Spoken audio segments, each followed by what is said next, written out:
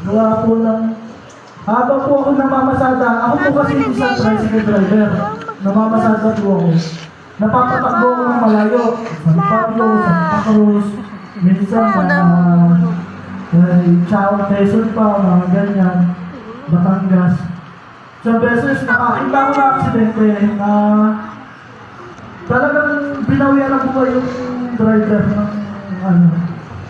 Bali dun, isa yun sa tumatak sa isip ko na kung wala akong pinikilala ng Diyos, saan ako pupunta pag nangyari sa akin yun? Gano'n. Okay. Kung bigla ang mangyari sa akin yun sa kasada, kasi hindi ako naniniwala sa Panginoon, hindi ako nag-aaral sa Panginoon. Saan ako pupunta?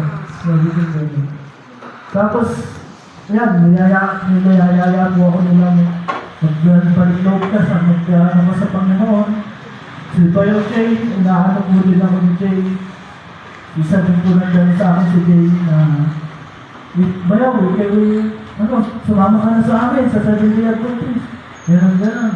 Ayan, gaya ka daw na Tapos, ano po, nung nandun po tayo sa Liliw, nung sinama na ako, doon po, para ako may narinig na kumano sa isip ko na